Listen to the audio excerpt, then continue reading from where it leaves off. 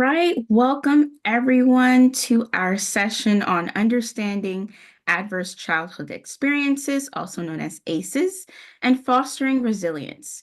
Today, we'll be exploring the profound impact that ACEs can have on youth and discussing a range of practical tools and resources specifically designed for out-of-school time settings. Now, these tools will help you better recognize the effects of ACEs and support the youth in your programs. So today you have yours truly, Shanika Peck. That's myself.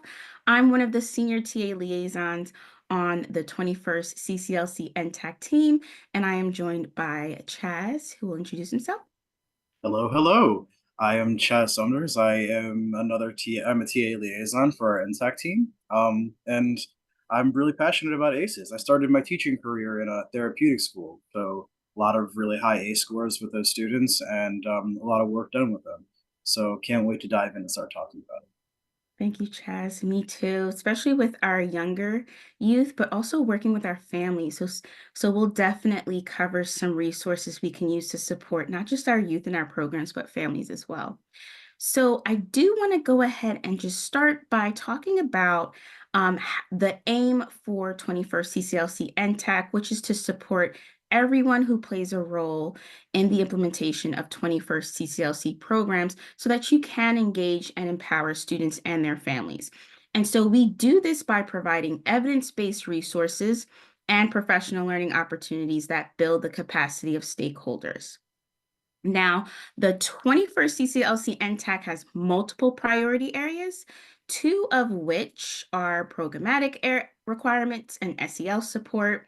Additionally, the Federal Register has listed in its priorities to help train educators and OSC professionals on trauma-informed practices. So that is where today's NTAC huddle comes in. Today, we'll explore a library of resources that can support your efforts to implement an impactful and meaningful program, but we'll also have an office hours to follow up to this huddle, and we also have a number of our 21st CCLC NTAC team to join us. So sit tight, and let's get started with some introductions of ACEs. I'm going to hand it over to Chaz. All right. Yeah, let's jump right in. So before we get into some of the resources that we can use, let's talk about what ACEs are, right? So adverse childhood experiences, or ACEs, are potentially traumatic events that occur in a child's life before they turn 18.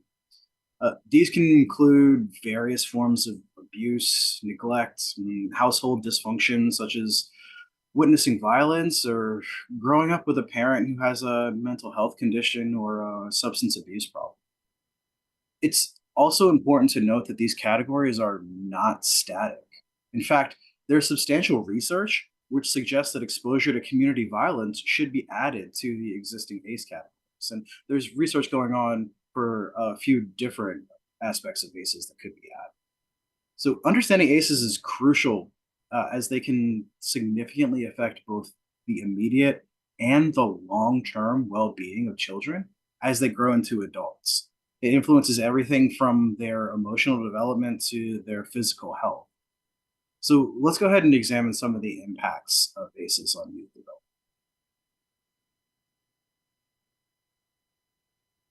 So ACEs can lead to chronic stress, known as toxic stress, which disrupts a child's brain development and increases the likelihood of mental issues such as depression or anxiety, as well as physical health problems like heart disease later in life. Behaviorally, these children might struggle with relationships. They might show signs of aggression with their peers or adults, and they might disengage in school. Recognizing these impacts, but doing it early, allows us to intervene more effectively with trauma-informed practices. In an OST setting, it's crucial to recognize the signs of ACEs, which might include difficulty forming strong or lasting relationships, avoidance of certain situations or topics, and challenges with concentrations or learning. By being aware of these indicators, program leaders and staff can take proactive steps to recognize these signs and better support the student. Let's look at a quick little video that talks about the biology of toxic stress.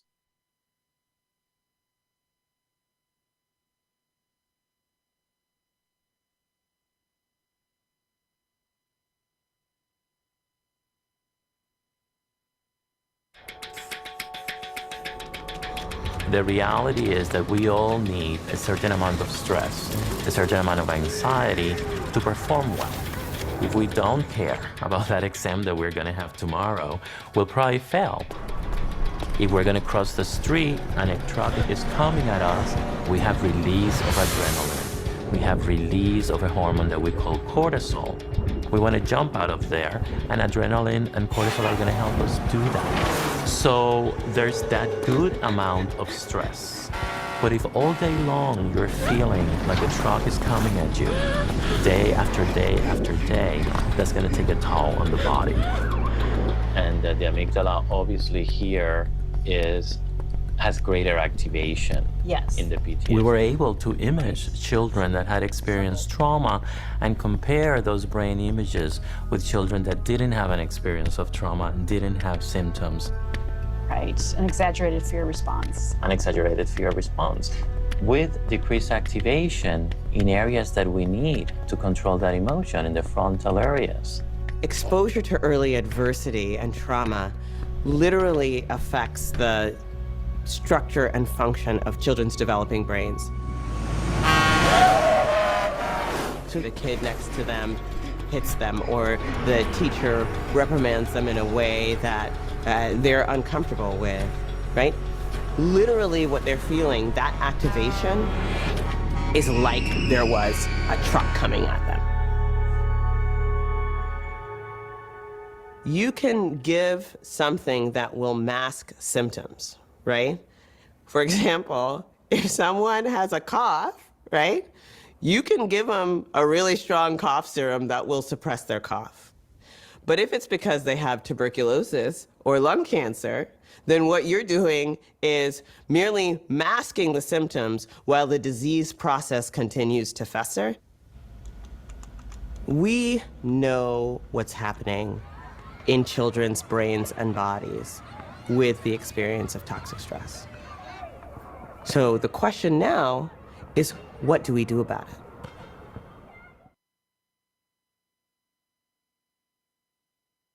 That is a great video. So let's take a look at some of the terminology that's often used in trauma-informed care. So there are various terms that are used to describe the approaches and practices that aim to create safe and supportive environments for those impacted by trauma. Now, it's important to recognize the distinctions between these terms, and although they can often carry similar meanings or might have different meanings outside of trauma-informed care, they focus on the same overarching goals. So here's an overview of some of the key terms that you might encounter. First, we have trauma-informed care. Trauma-informed care describes a holistic approach that integrates the understanding of trauma into all aspects of service delivery, emphasizing safety and healing. Now, trauma-informed practices are specific practices that are aligned with trauma-informed care. And they're often focused on individual interactions, program design, and staff behavior.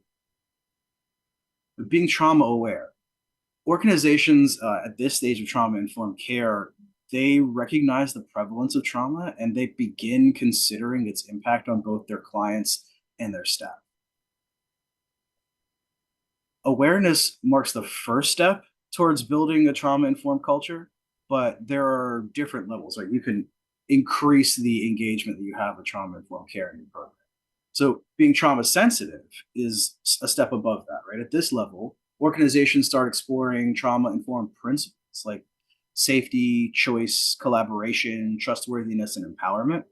And they discuss the implications of adopting these principles, and they prepare for structural changes to adapt to these principles.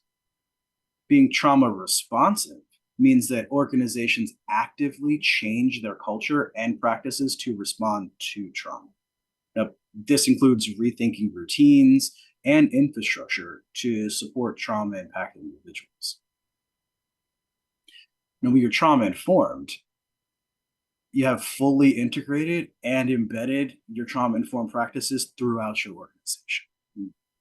The principles here guide all of your actions and even your partnerships with other organizations that you normally use to help strengthen your trauma informed collaboration.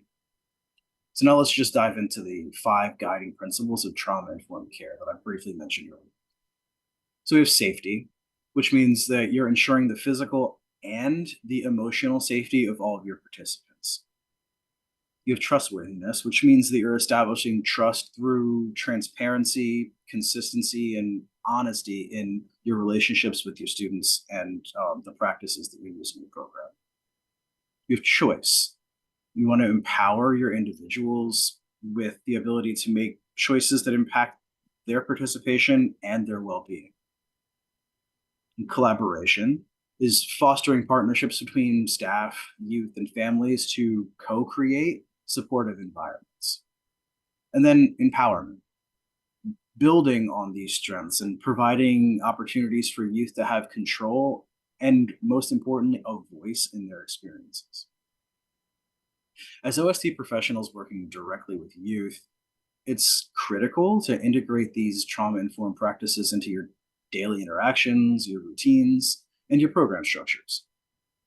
Creating environments grounded in safety, trust, and empowerment allows us to better support the developmental and emotional needs of our students who may have experienced trauma. Now, this understanding shapes how we design all of our activities, build relationships, and create a culture of healing and inclusion. Now, to do that, it would be nice to have some tools, right? Well, lucky for you, we have a number of tools and resources that you can use to enhance the trauma-informed care practices in your program. So let's jump into looking at a couple of those. So we're going to start off with the National Center for Safe and Supportive Learning Environments.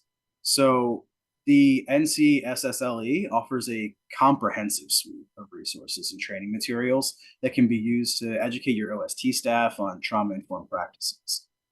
Their online training modules focus on creating trauma-sensitive environments, and they include practical strategies for staff to manage and respond to trauma-related behaviors. This resource is specifically designed to help educators and OST staff understand the impact of trauma and provides actionable strategies to create safe and supportive environments for all students. You want to incorporate the training modules into your staff development sessions. These training modules can be accessed online, which means that it's a lot easier for staff to be able to interact with them. And it makes it easier to use them as part of sort of an ongoing professional development process to ensure that all of your staff are equipped to handle trauma-related issues in the program. So let's go ahead and move on to the Resilience Project by Harvard University. So the Resilience Project provides a wealth of resources, including activities and lesson plans that are focused on building resilience in youth. These activities are designed to help children develop not just coping skills, but also help them with emotional regulation and resilience through interactive and engaging exercises. The Resilience Project's activities are research-based, and they're tailored to be both effective in school and out of school time settings, making them ideal for integrating into your daily program. Select activities from the Resilience Project's toolkit, and then you want to incorporate them into your program's daily or weekly schedule. Just sort of like sprinkle them in throughout the rest of your programming to help build that mindfulness and that resilience in your students. And you can use them during group sessions or like sort of individual check-ins with students. If a kid's sort of having a bad day, you can just sort of like give them one of these strategies and help them out. Now we're going to move on to Edutopia, building positive relationships through restorative practices. So this resource from Edutopia offers practical insights into using restorative practices to build positive communication with you, right? Communication is that first step because we're not going to know if something is wrong with a student if they don't feel comfortable talking to us. So The resource from Edutopia includes techniques for active listening, fostering empathy, and promoting supportive dialogue. These practices are designed to help educators and out of school time staff create a more inclusive and understanding environment, particularly for children who have experienced trauma. Now, restorative practices have been proven to be highly effective in reducing conflict, building trust, and creating a community atmosphere. And that makes them ideal for out of school time settings where relationship building is key. You want to use these strategies to train your staff how to engage in restorative conversations with you. Asking, using those I statements, getting kids to talk about what is bothering them from their own perspective instead of worrying about the external trigger. It's a really good idea to implement a proactive, regular circle discussion, sort of a restorative circle, just so that students are used to it if you want to implement reactive restorative circles for when there might have been some sort of harm done. So next up, we have CASTLE's SEL programs and resources. So the Collaborative for Academic, Social, and Emotional Learning, or CASTLE, is a leading provider of SEL programs and resources. Their site offers a range of curricula and tools specifically designed to promote social and emotional development in children and adolescents. Its resources are research-backed, and they're widely recognized in their effectiveness in improving students' social and emotional skills. And this makes them a perfect fit in OST settings, right? Because not only are we working with youth, helping them, just in their day-to-day lives, but we're also helping them build social and emotional skills that they're going to use for the rest of their lives. Now, you want to integrate CASTLE's programs into whatever existing OST curriculum you might have that surrounds social and emotional learning. You can implement them as like standalone lessons, or you can weave them into other activities to reinforce social and emotional learning just throughout the day. So let's go ahead and take a look at Headspace for educators. So we all sort of need those mindful moments, and Headspace is a great resource for you to provide those mindful moments, but it's also a great resource to provide mindful moments for your students and teach mindfulness to them, helping them stay in the moment and assess the feelings and process the feelings that they're feeling. Headspace offers free access to their mindfulness app for educators, and you can use this in OST time settings to teach children mindfulness and stress management techniques. It includes guided meditations, breathing exercises, and stress relief activities specifically designed for youth. It also helps to break down a lot of the concepts around mindfulness and self-care, just so they are something that feels approachable to youth no matter the age. The resource is particularly valuable for its accessibility and ease of use, right? It's an app, so your students can use it on their phones whenever. You can use it together collectively in a group, and it provides OST program leaders a simple, effective way to introduce mindfulness practices to children. It helps them manage their stress and develop emotional regulation skills in sort of a more casual setting. It also lets them do it on their time too. One of the nice things about it being an app means that they don't just have to access it when we're working on social and emotional stuff in out of school time program. They can access it whenever. They can do it when they're curious about it. They can do it when they're feeling stressed. It's a good idea to implement a practice in your program where you set aside time each day for mindfulness practices. And you can do that using the Headspace app easily, but I mean, you can do it in a bunch of different ways. You can lead group sessions, allow children to explore the app individually during some sort of quiet time. which could be, an actual constructive way for your students to use devices during program time as opposed to how they might use them otherwise. Um, and the guided exercises are suitable for a range of age groups, right? And they can be integrated seamlessly into multiple parts of your program. So let's take a look at the after school alliances, creating quality after school time programs toolkit. So the After School Alliance provides a comprehensive toolkit focused on creating high quality, safe, and nurturing environments in after school time programs.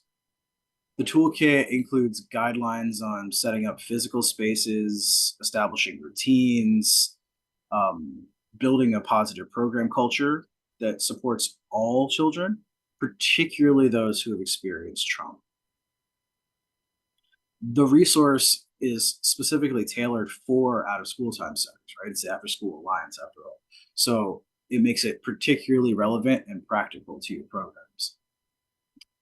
It also does a great job of offering actionable steps for creating an environment where children feel secure, valued, and supported, which is integral to making them feel safe in the environment. So if their students are experiencing issues related to like a high ACE score, that safety is so important to make them feel like it's a place where they're not going to constantly be at an elevated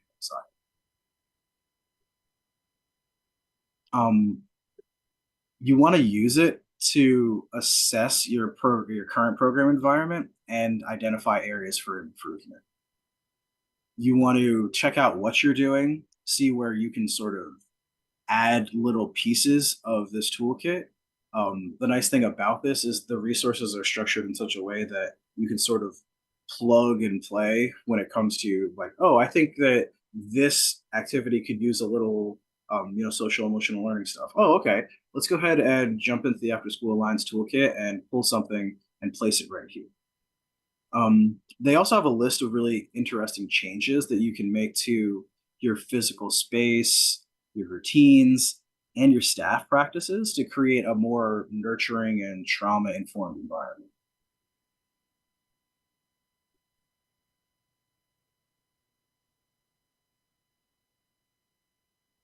So if you look at the After School Alliance site here, you can see all of the facts and figures and the research that is used to support the toolkit that's been developed. And it provides you not just actionable strategies, but research based actionable strategies that you can just jump into and implement immediately. And the sooner that you start to implement these changes to the physical spaces and the makeup of your program, the more comfortable your students are going to start feeling, and the more comfortable they are going to be sharing when they feel like something has happened or they feel like there's an issue that's going on. So not just ACE related, but any issues in your program. Once they feel safe in the program, they can feel safe expressing any issues that they might run into.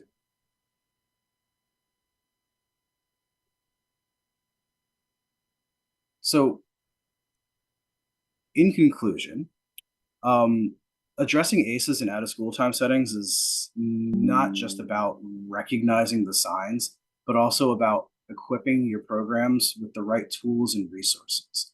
By incorporating trauma-informed training and resilience building activities, supportive communication, and strong community engagement, you can create environments that aren't just supportive, but empower the youth in your care.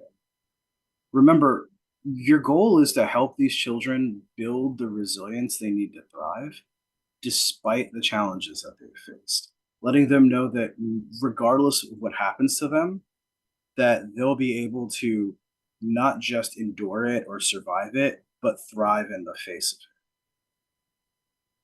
it. It's important to build this resilience and this sort of failure tolerance in students because they're constantly going to be faced with challenges in their lives. So even if they don't have really high ACE scores, this resiliency that you're helping to build into them helps them just be stronger, more capable, more flexible people. And in today's growingly complex landscape, that's an invaluable skill. So we've covered a lot of resources today, but there's a lot more available on our website. Um, we have a lot of resources that are germane to today's discussion, including an entire restorative practices series that helps guide you through all of the steps of implementing restorative practices in your program, all the way from what restorative practices are and why they're helpful to implementing both proactive and reactive restorative circles. And this allows you to create a culture of mindfulness and resilience in your program that lets students know that, one, it's okay to talk about their feelings and express how they're feeling. But two, it's also okay to speak up if they feel like there's been harm done, and that there's a process around addressing that harm and making everybody feel whole and restored after that harm has been done, which is important for all students, but it's invaluable for students who have really high ACE scores, because that's not something that is normally done for them. Like in the past, they've been exposed to these traumas and there's no restoration, no reparation being done to it. It's just students being left to their own devices. Okay, that happened. It was a thing that happened to me and I'm moving on. I also want to encourage you to check out all the archive resources we have here, because we have some useful resources around inclusion for students and so inclusion is also a practice that is useful for students that are have high ACE scores, right? Because sometimes they can display disruptive behaviors, and those disruptive behaviors are a symptom of these ACEs. So having a truly inclusive and safe program includes making sure that we have a program that is sensitive to students who have very high ACE scores. We also have a wonderful webinar on guiding positive student behavior, as well as a trauma micro huddle, or a huddle that we did here about other trauma-informed resources to help you implement trauma-informed practices in your program. So please check out that huddle too. There's a lot of really fun stuff. Everything from full programmatic practices that you can implement to just quick check-ins like breathing exercises, hot chocolate breathing, which is one of my favorite, but always makes me hungry. Also, if you want to connect with us, you can check in with us on X or LinkedIn. And you can also sign up for our newsletter, which will keep you abreast of all of the new and fun topics that we're going to be covering and all the cool stuff that we're doing and the fun places that we go, because we go a lot of places to share this amazing content with you guys. So you want to check out our newsletter here. We have a QR code, and we have a QR code for our X and LinkedIn here, as well as the link for our site. So I know that was a lot of resources that we threw at you and a lot of information about ACEs. And so we're going to transition to some office hours. Oh, right. That's a good point. Before we transition to those office hours, please take a moment to fill out this feedback, because we want to know just how we're doing. And all of these programs are set up based on feedback that we get from you guys. We listen to what you guys feel like you need in your programs, and then we create content based on that. So this feedback is invaluable for us informing the content that we are creating and we are delivering to you guys.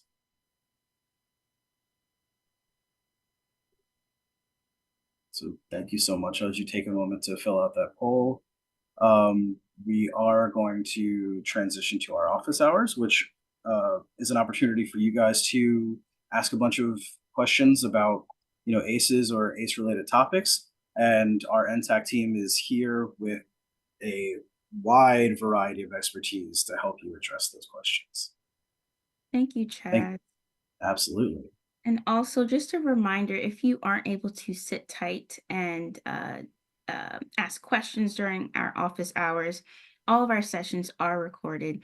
And as you can see, it's posted on the archived section of our website.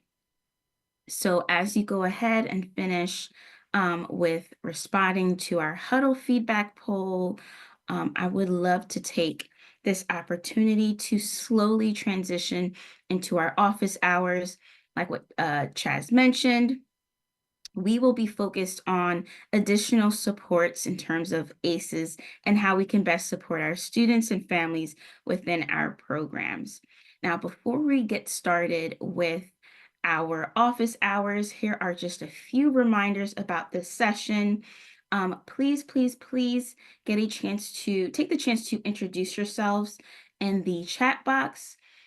We will go ahead and take a look at the questions that were shared during the registration for this event. But you, again, can also ask those questions in the chat box as they come up. We are happy to answer those questions. And like I mentioned before, there are a number of 21st CCLC NTAC team members on the call with us. Like Chaz said, that we are coming in with a variety of different experiences.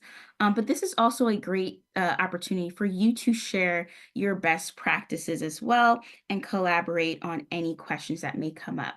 Now, you may also raise your hand to share a little bit more details about your question. So again, go ahead and raise your hand if you'd like to unmute to just expand a little bit on the question that you may ask. All of the resources that we share, including the solutions and the chat box, we'll go ahead and reshare them along with the key resources following in a follow-up email to those who have registered for this session. So what I'll do now is just stop sharing my screen because I already see a few questions in the chat box. And we also, like I mentioned before, we have some questions that was shared during registration. So let's go ahead and start with what's already in the chat box, and then we'll move forward with those other questions. Let's see. We have Deanna here from Boys and Girls Clubs of Bloomington. Welcome. Deanna asked, when a child is consistently experiencing trauma, how can they experience safety and healing when each new day brings another negative experience? It's a great question. I'm going to start with Chaz. Yeah, that's a great question, and it's sadly a far too common occurrence, in our educational space today. I think that the most important thing to remember when you're dealing with a case like this is that you and your program that can be a safe space for that person, right? They're probably coming to your program because it's the only safe space that they are familiar with. So you want to create a consistent and predictable environment, right? You don't want change. You don't want to have constantly changing things in your program. You want them to come in. You want them to know what they're going to encounter, and you want that to be the same all the time, right? That doesn't mean it has to be boring, right? But it means that like all of your routines, those are something that don't change because it gives them that firm foundation that they might not feel like they have either at home or in other spaces where they are experiencing these negative experiences. It's also really important that you build trusting relationships with adults, right? You want the student to know that there are people who care about their well-being and that they can go to if things continue to get bad, and then, which they might. And if they do, knowing that there's somebody who cares about them and is in their corner is incredibly powerful. I think something that's also sort of neglected when it comes to students like this is you want to give them a lot of choice and agency. So like when it comes to setting up activities or something, it's a good idea to make them the person that gets to make choices, because a lot of students who have really high ACE scores or are constantly experiencing negative things in their lives, they feel like they don't have very much agency or choice in their lives. They feel stuck. And so showing them that they can actually affect positive change in their lives, incredible. It's so powerful. And these things, they seem little, but they seem little to us because we don't have those experiences. To students who do, these are incredibly powerful and impactful things to do. I could go on, but I'll stop. I'm very passionate. Don't mind me. We can definitely see that, Chaz. Thank you. Is there anything else from the team that you would like to contribute to answering this question? I think just like one thing that I want to clarify, and probably Chaz would be better to clarify some of this, but you'll loop back around if you want to jump in, is that um when we're talking about ACEs and these like things that are listed as these adverse childhood experiences, they're not necessarily one-off events, right? They're things that are going to impact you over a lot of time. One of them that comes to mind is like a a parent who's incarcerated, right? Having a parent who's incarcerated, that's going to affect you every day when that child doesn't have that parent show up for parent events and doesn't have those things, right? That many other youth get to count on parents for. And so I think that is the thing about understanding the ACEs. Chaz, anything else you want to add to that? No, I mean, I think that's really valid. I think that it's easy to think about, kind of like when we watched in that video where they're like, okay, well, a traumatic event is like a truck almost hits you, right? But it's not just that, right? That's a traumatic event to us. Somebody who experiences that every day, like every time you leave your house, there's a truck that's about to hit you. Okay, well, you're going to feel very different than if that happened to you one time, right? All of a sudden, you're going to have your head on a swivel all the time, right? You're just not going to feel safe wherever. And that's the difference, right? That's the difference between an acute traumatic experience and something that is like prolonged or consistently happening. All right, thank you. Thank you. So we have a number of questions around ACEs and just awareness around it. So we'll go ahead and start with that first question. What are some key strategies for helping families address common behavioral challenges, especially in their younger children who may be a part of programming? I'm going to open the floor to anyone on the team. And I believe we do have some resources that we can also share, but let's go ahead and answer that question first. Shanika, one of the first things that I would just say that I have seen it as a trend is that many parents, and these are like the parents who are in programs that I get to talk to, these are my peers who are raising young kids, that one of the things that you hear from them is, I don't want to parent like my parents parented me, right? We're hearing a lot of that. I don't want to do it that way.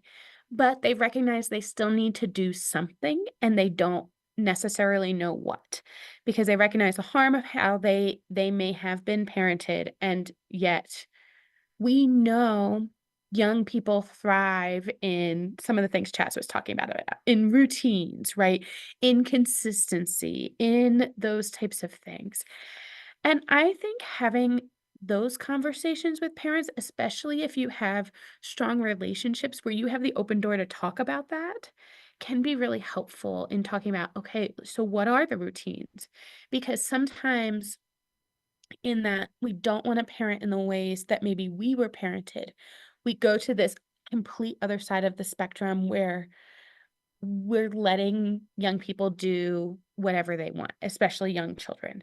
And that's not healthy for them, right? It's not what they need to develop. It's not what they need to grow into young adults and adults who know how to function in society. And so that's my initial reaction. Other thoughts?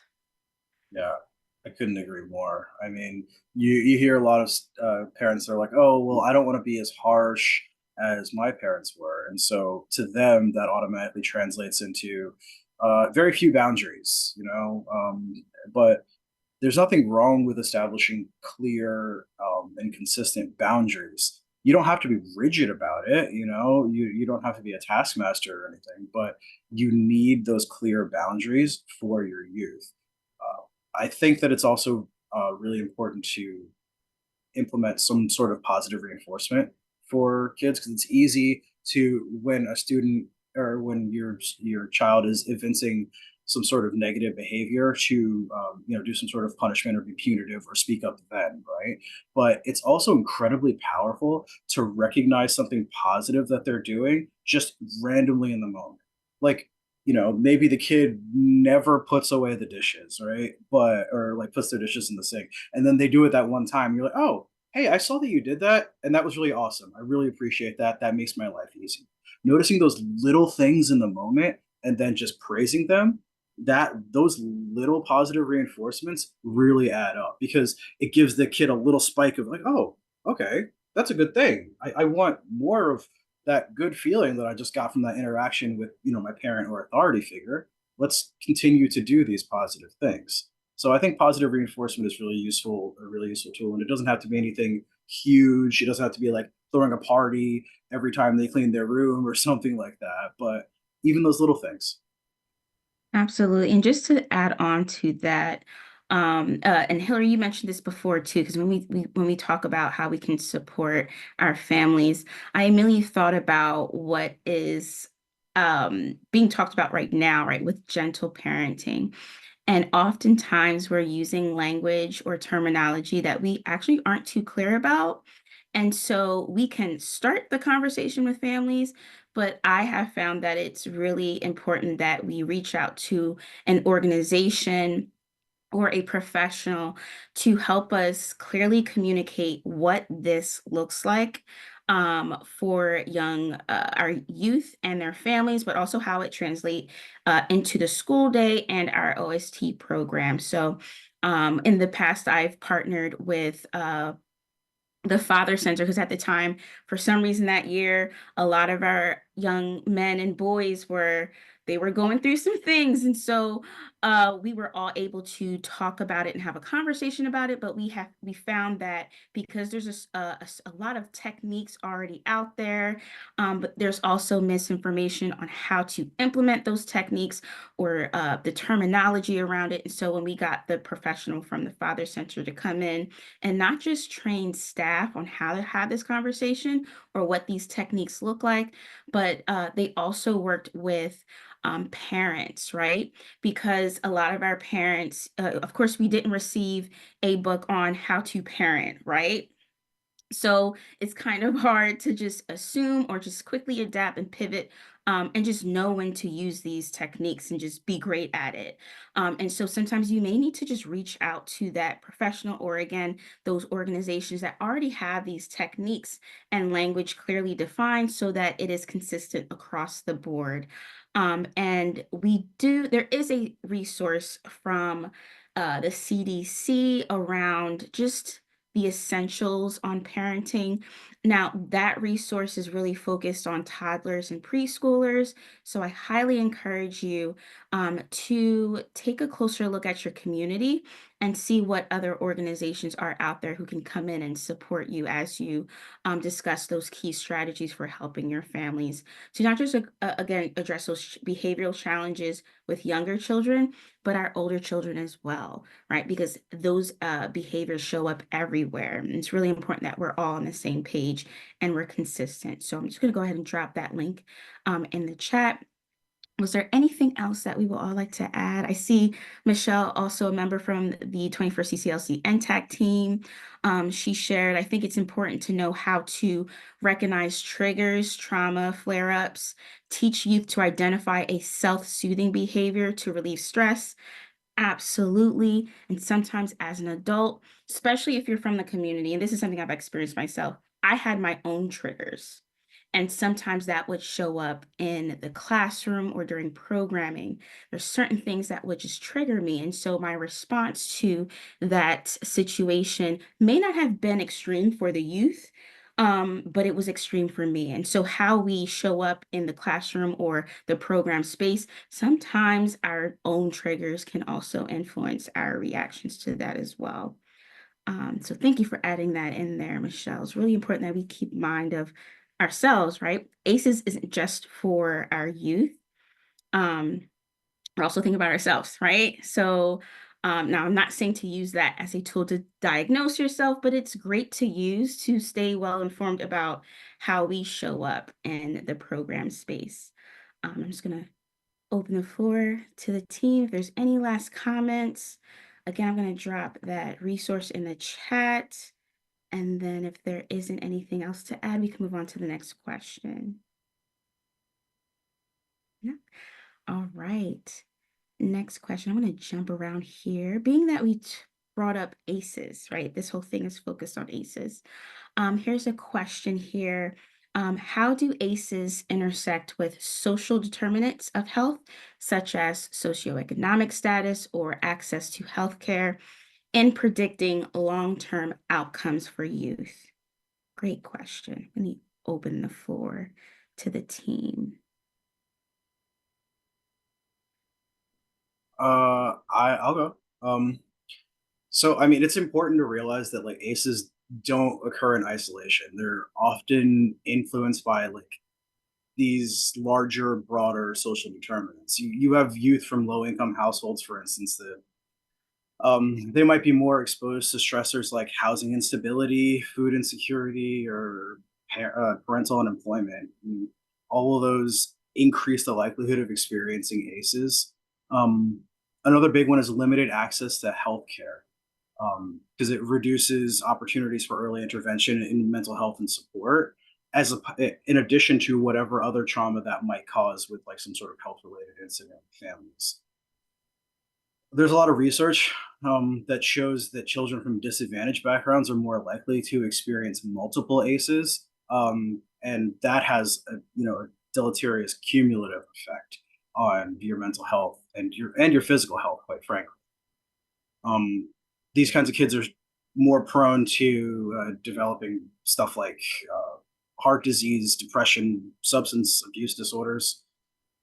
So, I mean, and it's hard because it's your program, right? But ultimately, addressing ACEs, you want to do that in conjunction with tackling like social inequities. But there's only so much we can do in our programs, right? But that's sort of how I see them sort of intersecting and how those determinants affect ACEs. Thank you, Jess. You actually reminded me, and I believe Dr. Nadine Burke was also in that video that we had, that we shared during the huddle. She has a book, The Deepest Well, and she kind of go into details around those different factors, those social determinants of health. And she does a really good job at painting a whole picture behind what is happening in the community and what uh, access to healthcare looks like for our youth, and then the follow-up behind those ACEs. So um, what you can do is start some kind of professional learning community, and just starting with some literature like The Deepest Well, to make sure everyone is aware of the impacts of what's happening within the community and how it impacts youth and their families and their access to healthcare, and then where ACEs come into play, especially as we plan our supports during programming. So it's definitely a great way to get started with understanding how ACEs kind of intersect with those other things. Is there anything else from the team before we move on to the next question? I'd like to chime in if that's all right. I also think that it's important to recognize that a lot of the things that fall under ACEs also fall in generational traumas. That it's generation after generation that haven't been able to break out of a pattern or a system or something like that. And so understanding that that's a significant it's a significant piece that we don't necessarily have like a switch that we can just change, but we can start to change the trajectory that our students are on, by making sure that like literacy is attached to everything, right? And ensuring that our programs are aligned with the school day and that they're building literacy skills is just one piece of the puzzle that is going to affect literally everything else. And you don't necessarily think about it as, um, you know, by teaching them how to read and by promoting literacy, that it's going to change their ability to access healthcare. That seems like a far stretch, but it actually is connected. And so, just knowing that, making that recognition that this is a typically many times generational and systematic, and that whatever we can do to provide good education and start to kind of course correct whatever experiences they might have had, right? We can't fix everything, but we can change the trajectory for their future through good education. Thank you, Brittany. Is there anything else that we can add to that question? No? All right, now here's an interesting question. I'm curious about the response too. So again, anyone on the team is free to answer this. Someone asked, what are some strategies for reducing ACEs in a community setting, especially for marginalized populations? Just very interesting, because that's a thought, right? I've never thought about like whether or not we're able to reduce ACEs, but again, the question is, what are some strategies for reducing ACEs in a community setting, especially for marginalized populations? It's a lot of ways to approach this.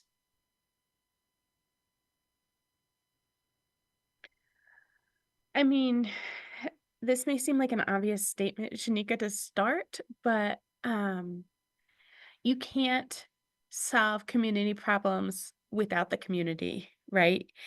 So I think the first thing is recognizing that 21st CCLC programs can play a role in addressing ACEs in their community, but they can't do it alone. And so it requires people from all kinds of sectors coming around the table and being part of the conversation of what we're going to do. Um, there are cities across this country that have taken huge steps to change some of those dynamics in their community, right? Especially things related to drugs and violence. Those are things, those are ACEs that can be addressed by a community, that a community can say, we're going to go after this in the most research-backed ways, in the most evidence-based ways, right? We're going to see what's working where and approach it that way. And so I think that there's potential for that. I think when you think specifically about populations that may be marginalized, you also have to make sure that their voice is part of that conversation as well, right? You have to talk about what are the things that they need that are missing to help reduce those ACEs, because obviously whatever community resources or services that are being provided aren't quite hitting home. But the reality is that when you look at the list of the ACEs, there's some things that, with science as it stands right now, neither you nor I, nor anyone on this call can prevent. And that's the reality of ACEs. And so no matter how much work we do around some of those things, there will still be young people who experience hard things in life and who need that kind of support that we're talking about. Thank you, Hillary. I think you brought up a great point, because one of those factors is about family as well, right? We can't really control what family or their parents are experiencing. And sometimes we are working with families where they're coming from the standpoint where they would say, hey, I grew up this way and I was fine. And so sometimes certain things are repeated, right? So Hillary, thank you for bringing up those great points. Now, Michelle also shared a video in the chat that you all can use with your OST staff, especially when it comes to discussing ACEs and prevention and reduction. But great points there. And is there anything else from the team that would like to add to it? Thank you. Is that another video? Another video. Yep. So again, we're adding those different resources to the chat. So again, all of the things that we're sharing in the chat will also be shared in a follow-up email with you all. Chaz, you have something to add? Yeah, I think a couple things that you can do to help impact the community as a whole through your OST program, right, is being sort of a supportive educational resource for families. I've seen that in a couple of different ways. A really impactful way that I've seen that is with OSC programs that partner with like local mental health services to have like little workshops for families, for around topics like ACEs, right? Because a lot of times families just don't know what they don't know, and like Shanika was saying, it's oh, well, I grew up that way and I turned out fine. There's no problem with that. It's like, well, it turns out some things probably could have been tweaked there, right? Like, let's look at what the current research shows versus what research might have shown when you were being raised. And just like increasing the awareness of these things and just like, offering community resources for, further education on those topics, it would be a great way to help support the community in reducing ACEs and just increasing ACE awareness. Thanks, Chaz. All right, so we're going to move into the next question here. And this person asked, what role do families and peer relationships play in mitigating the impact of ACEs on children and adolescents? So this is a two-part question. So we're thinking about families' role in mitigating the impact of ACEs and peer relationships in mitigating the impact of ACEs. I'm going to open the floor. I'll start. I mean, I think when it comes to families, I think modeling positive relationships and coping skills at home is a great way to help students or help your youth when it comes to struggles they might have with ACEs, giving them calming techniques, giving them coping strategies, helping them recognize what their own triggers are. Like Michelle was saying earlier, those are great things that families can do because, I mean, they're also often going to be the best informed about what created these ACEs in the first place. So it's like, listen, I know that we had these experiences. And so, like, often it seems like you're triggered when these things happen. When that happens, try these breathing techniques, something like that. And then when it comes to peers, it's sort of a double-edged sword, right? Because peers can sometimes be a source of triggers, but they can also sometimes serve as a protective factor that buffers against the negative effects of ACEs, right? Like, I'm just thinking about like positive peer interactions that provide not just like emotional support, but sort of a sense of belonging. And they can teach kids that they can trust people. Because if they can't trust people at home or outside of school, there are at least peers that they know that they can trust, which is crucial because students that have high ACE scores have serious problems when it comes to trusting. So, I mean, those are, I think, ways that family and peers can positively impact when it comes to ACEs.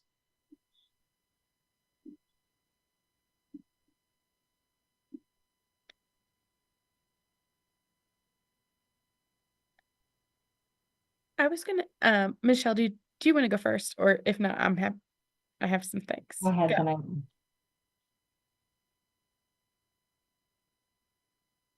No? Okay. I think one of the things for me is that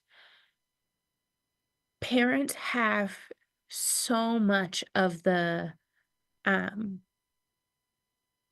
like role around ACEs. They have so much responsibility even. And so they have the ability to make a lot of choices and provide a lot of things around what they receive. But like Shanika said, so many of our parents, um, we don't send parents to parenting class, right?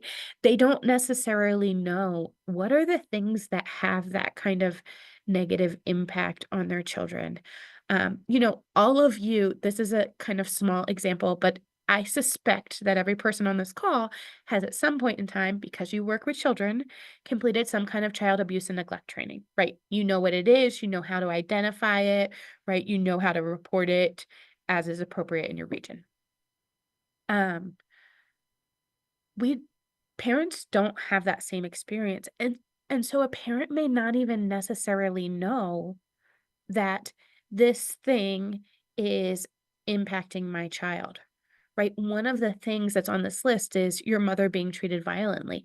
Do moms know that when I'm treated poorly as a mom, that that's impacting the kids in my household? And my answer is not necessarily. And so I think that creates a really powerful space for 21st CCLC programs because of the relationships that you intentionally build with families. It gives you a space to speak into parents' lives around those things, to talk about what's important as you raise your kid, to create spaces for conversation around that. Not as the like, here is the law, but instead, like, hey, let's talk about what's best for your kid. Let's talk about what's best in this, in this situation, and how can we support you in that? Because I think 21st CCLC programs also become resources in their communities, right? They become the connector.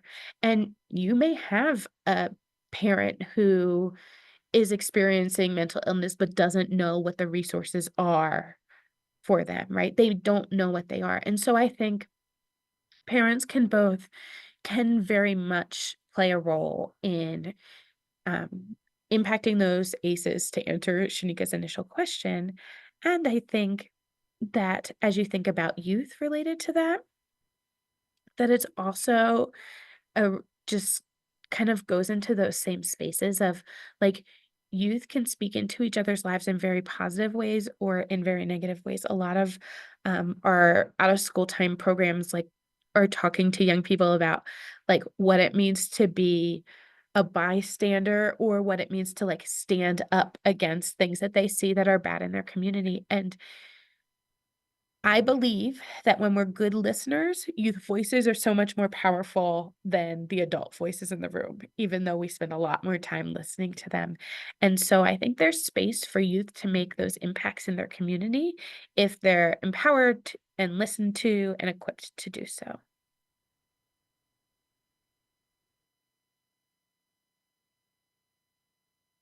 Hillary, I was going to say very similar to what you did about kind of like the networks for families to reach out for assistance.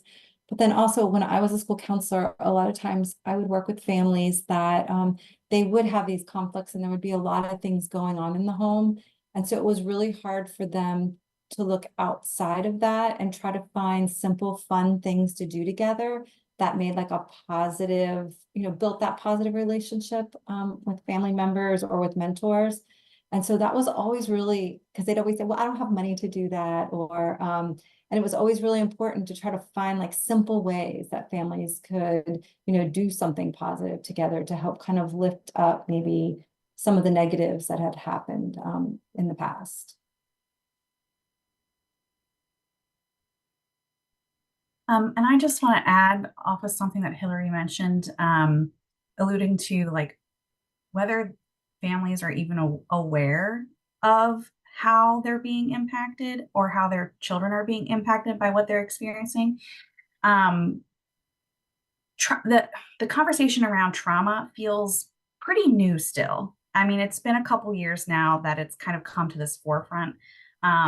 But there are folks that will not necessarily be like, oh, that was a traumatic experience, even though whenever you look at the depth of that experience, oh, that was traumatic. And I think about like the students that I've had in the past who they've experienced death in their family. That's something that falls under this ACEs. And they might, I've seen families who in those moments are, well, it's sad, but we must move on. Like, and not thinking about, okay, well, maybe this child needs grief counseling, or, and the deeper impacts of that event on the child. And it's not ignorance. It's not choice that they're, ignoring what's going on. It's that it's kind of a mindset in a way. And then the awareness piece that they might not be able to recognize or don't want to recognize the impact that this has. There's a layer of denial that might be in the picture. And these are all things that we don't necessarily have the power to change. But I go back to Chaz's comments at the beginning of office hours about your program space can be the safe space for that student. And so the things you can't change outside of your program space, you can't change, but making sure that while they're there with you, that you're doing what you can within that space that's where I would put my energy. Thank you, Brittany. And it looks like Deanna just shared in the chat, one of our school corporations has an incredibly high percentage of youth who are in non-traditional home settings, such as relative care or foster care. As many as 75% of children in any given classroom have trauma or ACEs from going through the experiences that resulted in being taken away from their parents. The students were relating to one another because of those experiences, but not in a positive way.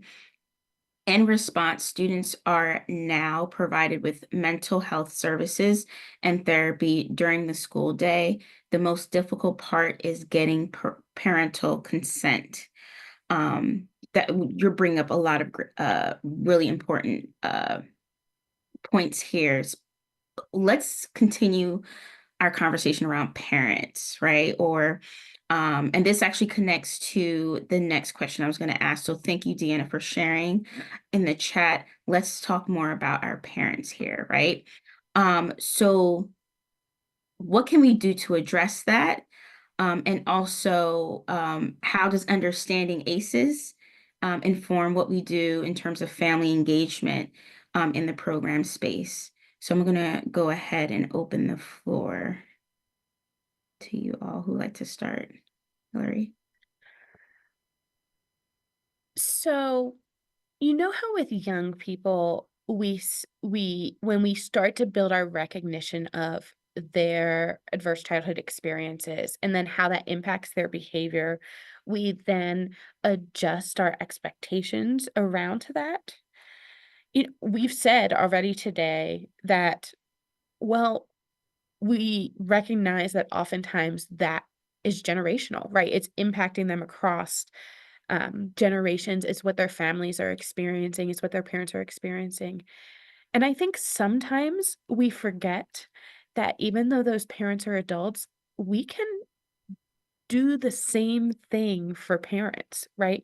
We can adjust what we expect for them or from them, recognizing the experiences that they've had. And so, um, it can look all kinds of different ways, but recognizing that parents come in the door with their own emotions, with their own feelings, with their own things that they're experiencing, and creating space for that can be a really powerful way to deepen those relationships and allow you those places to speak into those and provide those supports, those resources that Michelle was talking about. I think a very practical thing that I would say is um, that kind of relates to what Deanna was talking about, Shanika, is that sometimes, and in some places, and in some states, it's not the parent who can give the consent for that. And so I think I would just encourage anybody who's facing something like that to be clear to try and find out who can give consent for those kinds of services and supports. Because that can vary from state to state, and based on the child's status, it could be that it's not necessarily a parent. It could be whoever's got guardianship of the child. It could be the social worker or case manager. Michelle, I think, has other ideas about who it can be, but there's a lot of people who can provide that, who may be able to give that permission or not. Yeah, I was just going to agree with you. In a lot of the instances in different states, if even if a relative has, they don't even have to have full custody or any type of emergency custody. It can just be a care, custody to care, where then decisions can be made, which isn't very difficult to acquire. Same thing, like you said, children in foster care, social workers or their case managers, most of the time can help, those kinds of services be put in place without having specific parental consent. And I think for parents, a lot of times, and I've experienced this, is the not knowing that all of their stuff isn't going to be brought out in while their child's receiving help, that it really is about their child, and then it's not, we're not out to get you, we're not out to trick your child to tell us more about you. And a lot of times those misconceptions are what holds back a lot of the supports that we could give to the children that we serve. So sometimes it's just clarifying that also, like what exactly is this mental health support you're providing, or the school counseling? Yeah, and Michelle, where I was going next was, and sometimes I have experienced where families are resistant to those services when they come from the school because of their perception of the school, that it's maybe not a safe place because there's fear around their child being taken away from them, there's fear around those kinds of things. And especially for our community-based organizations, you may be able to move in that space or place in a way that sometimes LEAs cannot. So that may mean if you're an LEA, you need to think about partnerships with a community-based organization, with a faith-based organization, sometimes maybe places where families feel safe, that they feel comfortable, that there's trust that they're not going to be in trouble. And yet those organizations still have responsibilities around mandated reporting and those kinds of things to make sure children are safe and aren't in danger, and yet that they're going to get the support and help that they need. Yeah, I agree. And a lot of my work was in secondary ed. So a lot of times that was also coaches that could really build that trust with families, and then explain what we're trying to do as, just a Parks and Rec coach, but to really have that non-threatening kind of level with families, that I think was very supportive and successful.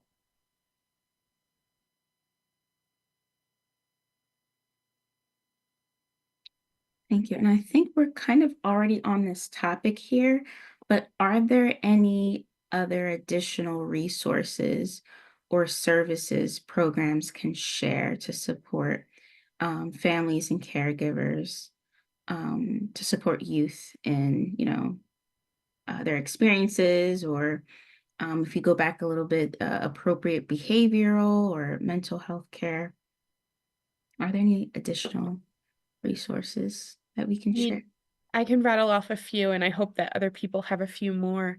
Um, the first thing that I was thinking of when Michelle was talking about families and them having the opportunity to do something fun together is that I was on a conversation with the Library of Congress, and they are proudly telling everyone that in over 1 million libraries in the US, there are free access to community like fee-based things like museums, like zoos, like those kind of things in your community that may cost a lot of money but give you an opportunity to do something as a family. They've been a big advocate for that. So I'd encourage you to find out what's available at your local library, because you can check out a pass to go to the zoo or the museum or the, kids thing that may not be affordable for a lot of families.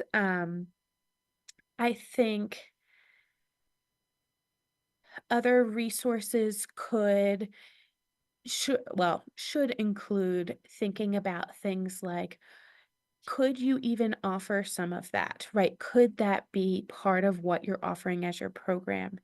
Um, I know programs that we're having led by counselors, small groups of students meeting and having like a led by counselor discussion about what's happening in the program. Again, you probably need permission to do that.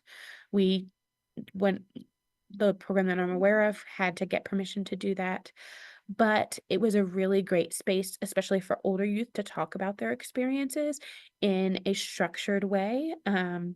And it was something that we were able to do in partnership with our local college when we did that. So they brought student counseling students, master's students over, and they were able to run those programs under the supervision of the appropriate staff. And so just thinking about creative ways to get resources around that could be, because some of those same students were also meeting with some of our families and parents. I think being aware of where the resources are in your community is a huge one. Do you know even the things of when and how can families access your local food pantry, or when and how can they get access to um, other kinds of support services? There is a behavioral health treatment services locator that I think that we have the link for, Shanika. Is that true?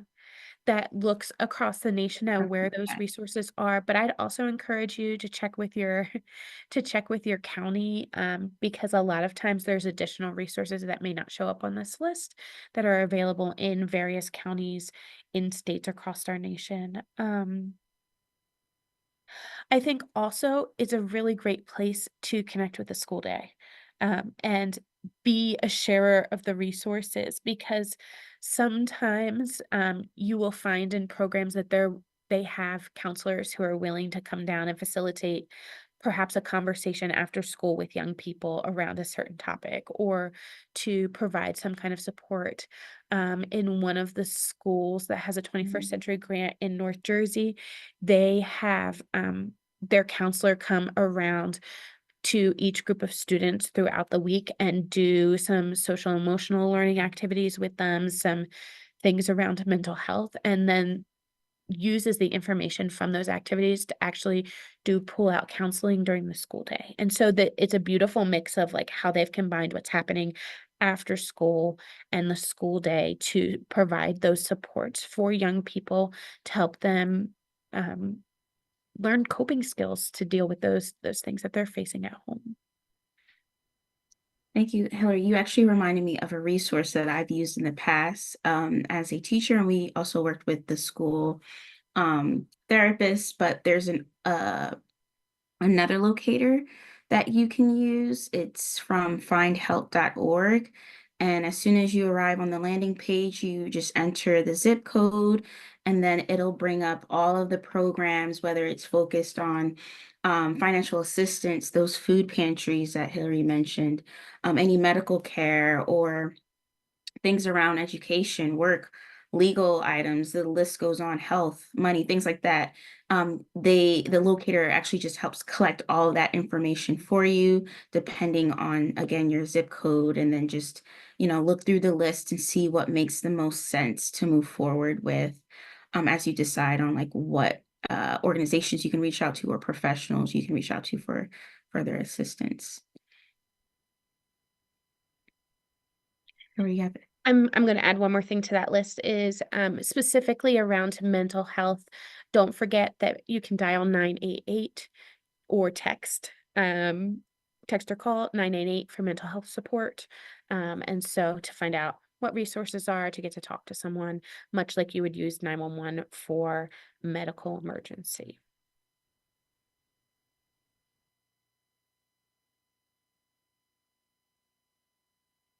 The other thing that I just want to suggest is looking at your local health and social services department, or whatever it's called. When I was running programs, I also followed those kind of agencies on my social media, because they're constantly posting information about events or supports that I could then be like, oh, this is relevant to the families that I have in my program. So let me just share this out. They can be a great wealth of resources. A lot of people complain about that office, but there's so much there. And I would highly recommend just connecting with your local office.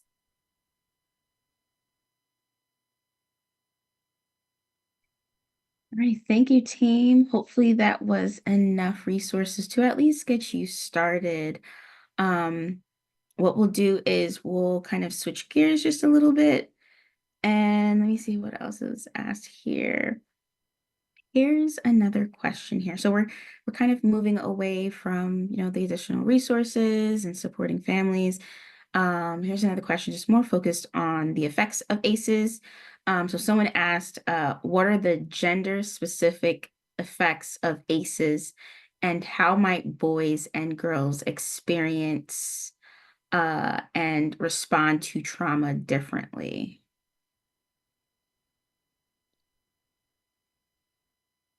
I'll start. Um, I mean, and again, even though some of these might sound like generalizations, is a lot of this is all of this is research backed and influenced, right? But studies show that boys are more likely to exhibit externalizing behaviors in response to high A scores, such as like aggression, delinquency, and substance abuse. And studies have shown that they might be less likely to seek emotional support or express that sort of vulnerability because of societal expectations around masculinity. And then, in contrast, girls often studies show that they display sort of internalizing behaviors, such as higher levels of anxiety, depression, self harm, and they're also more likely to experience certain types of ACEs, such as like different types of abuse, which can have profound effects on their emotional and their psychosocial development. Um, oh, they're also girls are also more likely to seek support from their peers or authority figures, but they also are more likely to face stigma when it comes to accessing mental health services.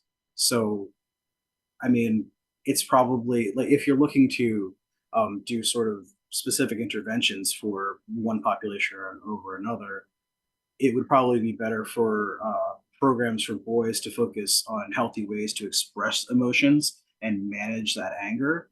And for programs that are targeted towards girls, it would be sort of prioritizing that building self-esteem and addressing issues like body image and like relational trauma.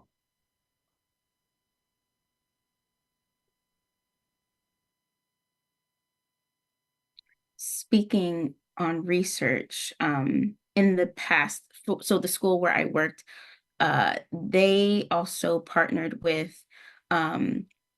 universities close by. So we worked with UPenn and Rutgers.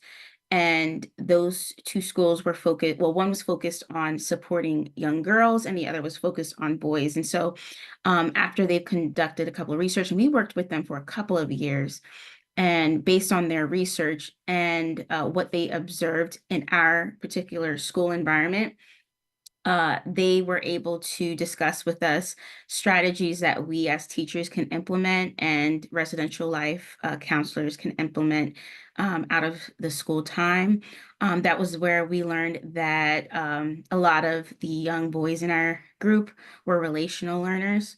And so, of course, experiencing those different adverse childhood experiences, we kind of tailored how we instructed our young boys, especially those who were already in groups, and kind of focused on those different strategies that fell under relational learning, and kind of help kind of support them, but also share those findings with their families. So um, I'm encouraging you all to partner with your schools, whether it's a community school or a local university.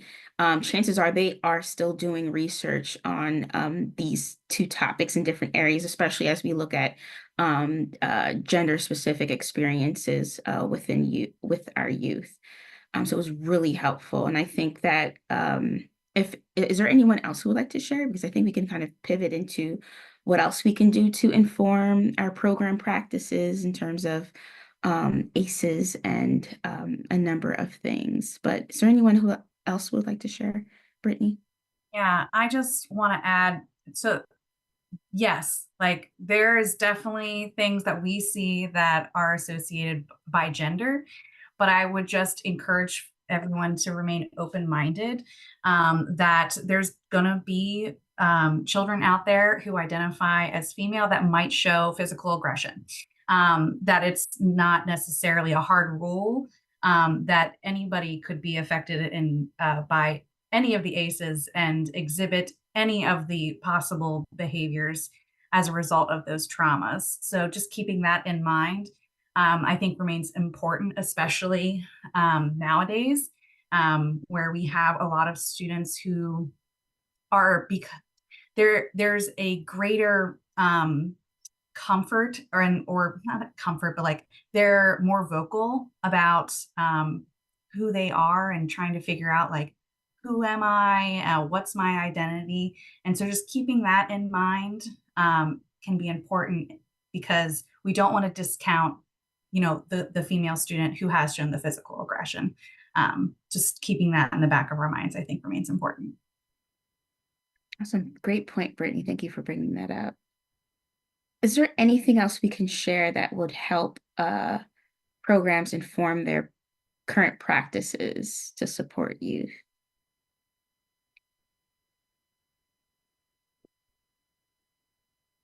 I mean, this feels like the really practical answer, but number one is if your staff don't understand ACEs, spend some time on that. Chaz shared a lot of resources today for training because when you understand ACEs, you can better respond to the impacts of them. Number two, have real conversations with your team about what kind of supports you're going to put in place for young people when they're having those hard days. Like, have a plan for that so that you can best support them, so that those young people are safe and supported, so that your staff are safe and supported, so that other youth in your program are safe and supported. When you have those real conversations and you have real plans around those, it reduces the question of how are we going to respond to this reaction that a young person might be having. And then when you have those plans, then consider what additional training do our staff need for that, right? To be able to implement it effectively. Like, do our staff need to know things like de-escalation techniques because we're experiencing a high level of violence around, you know, in response to traumatic experiences and the ACEs that our students have. Right, we want to equip our staff so that they can respond as effectively as possible. You know, do we need to train our staff because we're investing in these high quality relationships, safe and supportive environments? Do we need to train our staff when is the place where like you're at the line of your skills and when to pass it on to the next person with additional skills and supports? Do we need to train our staff around you know, what supportive language sounds like, or how to engage and communicate with families around what's happened in the program space. All of those are things to think about and to be asking yourself as questions as you like thinking about what you'll do next. I'd encourage you to just think about as a program, how are we going to do this and do it effectively to make the biggest impact for our students? And we know that that comes with having a plan and not just saying like, but we love our students, right? It takes more than that to do it well. I would just add to that, you need to, of course, work to understand ACEs and how they present your students. But if you don't know your own ACEs, then that is another important piece that you need to take a look at because we're in the industry of serving. This is what we do. And there are going to be things that crop up that might be triggering to you, and we can't be our best selves in those situations. It's a little bit like that airplane, you know, oxygen mask. You got to put it on for yourself before you can help others. So even if you are in a place where you're like, I don't think I have experienced any trauma, just take a look at the ACEs and take an assessment for yourself and see what you've experienced and how it might be impacting you. Thank you. Thank you. So that actually brings us to an end of this office hours. Thank you all for sharing those great questions. And again, we'll follow up with those resources that we shared in the chat in a follow-up email. I'm just going to put this back up here for anyone who wasn't with us during the huddle, but would like to stay connected or stay informed. Go ahead and visit our website, 21stcclcntac.org. Send us an email if you'd like at info@21stcclcntac.org. Scan that QR code if you aren't already on the list to receive a newsletter, and follow us on X or LinkedIn. But definitely wanted to thank everyone for participating here with us today and sharing their experiences, especially as we talk about something so important such as ACEs and creating resilience within our youth. So thank you, everyone, and the 21st CCLC NTAC team. That's about it for our office hours. Thank you all for joining us. And again, this is recorded and can be found on our the archived portion of the website. So thank you, everyone.